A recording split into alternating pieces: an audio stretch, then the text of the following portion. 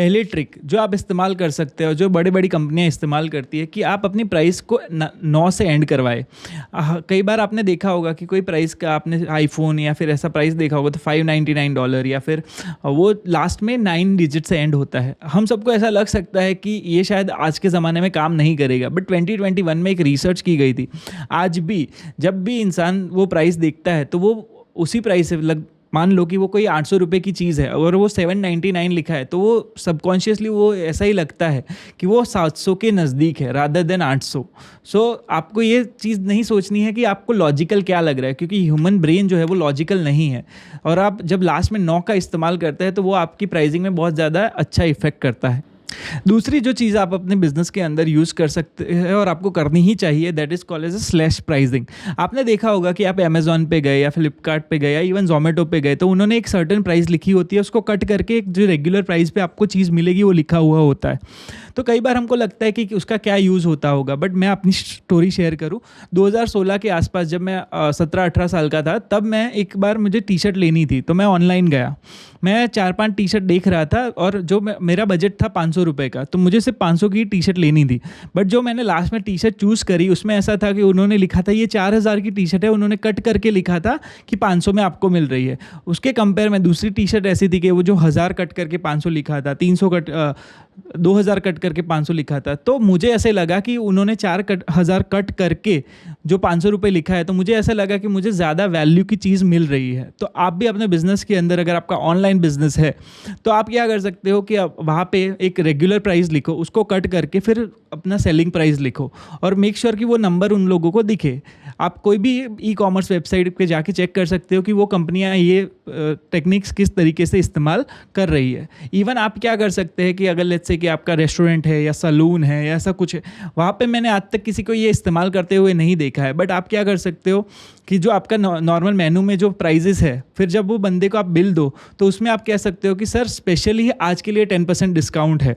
तो वो क्या करेगा, ये सारी चीज़ें आपके कस्टमर एक्सपीरियंस को बेहतर करेगी और आप उनसे ज़्यादा परचेज दिलवा पाओगे फ्यूचर के अंदर। अगला जो तरीका है उसको कहा जाता है आर्टिफिशियल टाइम कंस्ट्रेंट, मतलब कि लिमिटेड टाइम ऑफर्स। मैं जिस इंडस्ट्री के अंदर काम करता हूँ ये वहाँ पे तो ये ऑफर्स बहुत ज़्यादा यूज़ होते हैं कि कोई ट्रेनर या फिर कोच जो है वो अपना जब वेबिनार ले रहा होता है वो 10 मिनट 15 मिनट या फिर कई बार तो 1-2 घंटे के लिए एक स्पेशल प्राइस देते हैं, जिसके अंदर वो लोगों को एक बहुत ही मैसिव डिस्काउंट देते हैं। तो आप अब भी अपने बिजनेस के अंदर ऐसे कर सकते हो कि वंस अ वाइल एक पर्टिकुलर दिन पे कोई पर्टिकुलर चीज़ का सेल रख लो, तो एक सर्टन टाइम के लिए ही लोगों को वो ऑफर मिलेगा। उससे क्या होता है कि उस टाइम आपका पर्टिकुलर रेवेन्यू बढ़ जाता है, ज़्यादा लोग आते हैं और आपका रेवेन्यू बढ़ सकता है। तो आपको ये सोचना है कि आप अपने बिजनेस के अंदर कहाँ पे वो टाइम कंस्ट्रेंट ऐड कर सकते हो कि उस पर्टिकुलर टाइम में ही लोगों को ऑफर मिलेगा।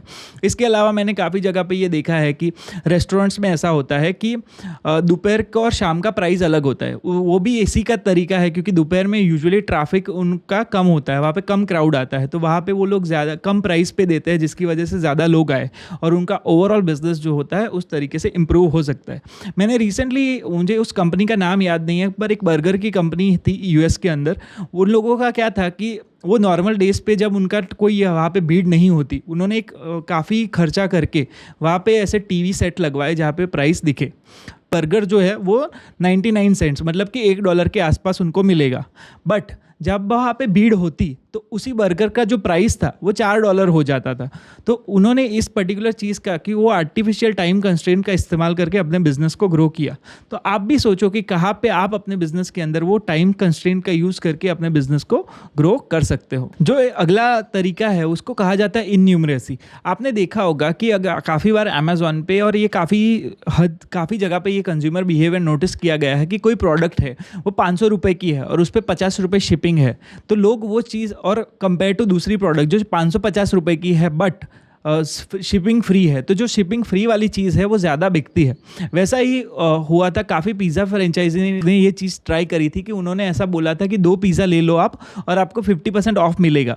और उन्होंने उस चीज़ को कंपेयर किया था बोगो से कि एक खरीदो और एक आपको फ्री मिलेगा। तो जो बोगो वाला था वो 10 टाइम्स ज़्यादा सक्सेसफुल था। अगर आप लॉजिकली सोचो तो दोनों का मतलब एक ही होता है, बट स्टिल हमारा ह्यूमन ब्रेन वो चीज़ नहीं समझ पाता और ये सारी ऑफर्स काम करती है। तो आपको भी ये सोचना होगा कि आप लेट्स से कि अगर आप शिपिंग चार्ज कर रहे हो तो कैसे आप शिपिंग फ्री दिखा के वो कॉस्ट अपने अंदर, अपने प्रोडक्ट के अंदर ही ऐड कर दो, या फिर लोगों को ऐसा फील होए कि उनको कुछ एक्स्ट्रा फ्री में मिल रहा है। तो how you can add that element, वो चीज़ अगर आप सोच के अपने बिजनेस के अंदर ऐड कर पाओ तो वो आपके सेल्स को मैसिवली बूस्ट कर सकता है।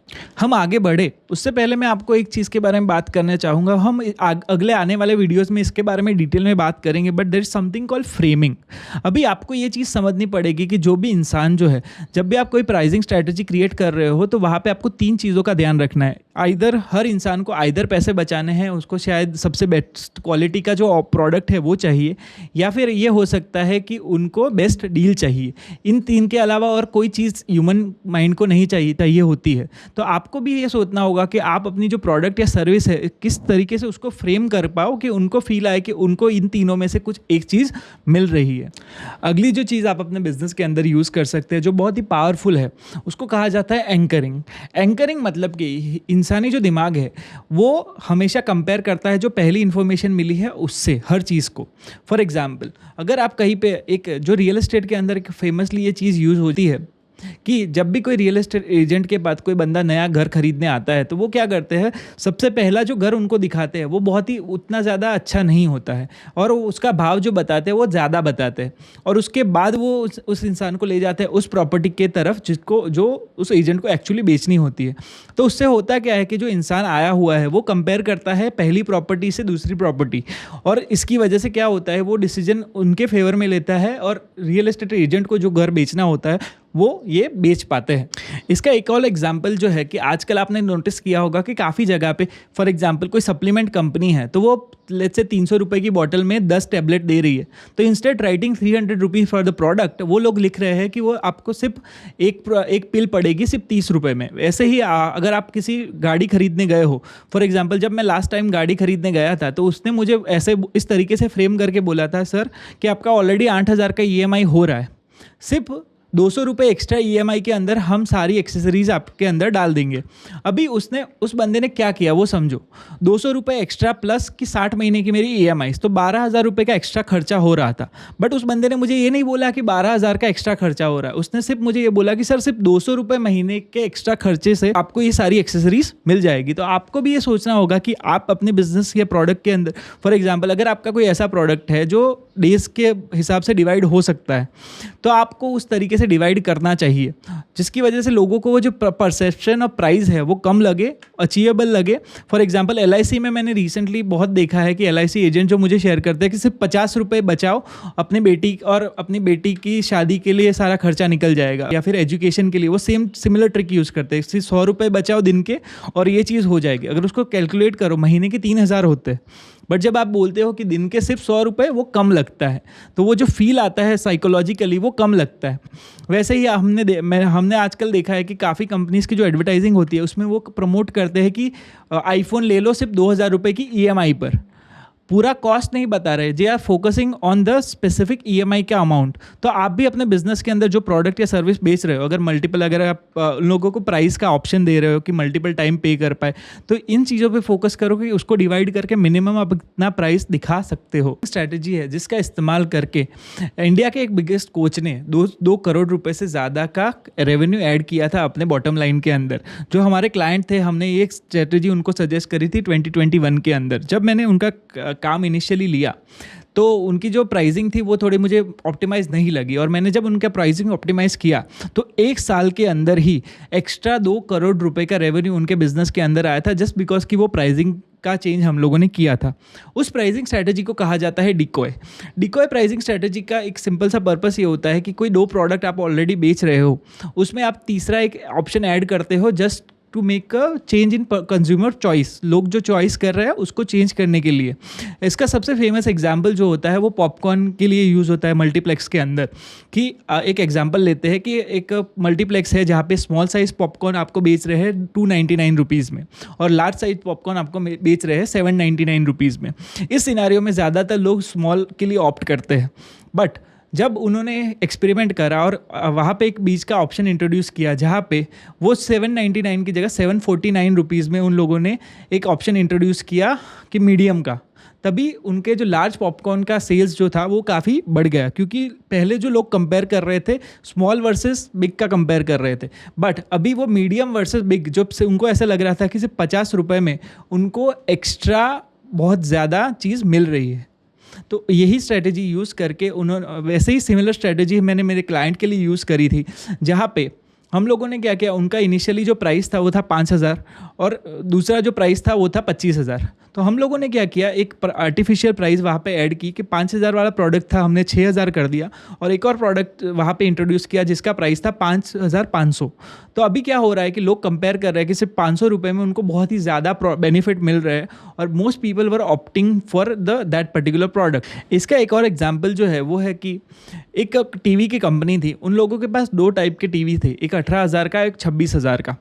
अभी उनका जो 26,000 वाला जो टीवी सेट था वो काफ़ी एडवांस था, और 18,000 वाला था वो बेसिक था, बट उनका जो 26,000 वाला जो टीवी सेट था वो बिक नहीं रहा था। तो उन्होंने क्या किया, उन्होंने एक थर्ड टीवी का सेट इंट्रोड्यूस किया जिसका प्राइस उन्होंने रखा 50,000 रुपये, और उसमें ज़्यादा फीचर्स उन्होंने नहीं हाईलाइट करे। तो फिर उसके बाद होने क्या लगा कि उनके 26,000 वाला जो प्रोडक्ट था वो ज़्यादा बिकने लगा, क्योंकि पहले जो होता था कि लोग कंपेयर करते थे 18,000 और 26,000 के बीच में। अभी क्या हो रहा था, लोग कंपेयर कर रहे थे 18,000 और 50,000 के बीच में, और 26,000 वाला जो ऑप्शन था वो लोगों को अच्छी डील लग रही थी, उनको वैल्यू फॉर मनी लग रहा था। और ये स्ट्रेटेजी यूज़ करके उन्होंने अपना बिजनेस जो था बहुत ही ज़्यादा ग्रो किया। जब तक मुझे एग्जैक्ट नंबर याद नहीं है, पर उनके बॉटम लाइन के अंदर 200 करोड़ रुपए ऐड हुए थे सिर्फ इस स्ट्रैटेजी का इस्तेमाल करके। तो आपको भी सोचना है कि आप अपने बिजनेस के अंदर किस तरीके से ये प्राइसिंग स्ट्रैटेजीज का इस्तेमाल कर सकते हैं। और अगर आपको ज़्यादा स्ट्रैटेजीज के बारे में जानना है तो आप मुझे फॉलो करें। अगले कुछ वीडियोस के अंदर मैं कंज्यूमर साइकोलॉजी के सारे एस्पेक्ट्स कवर करने वाला हूँ।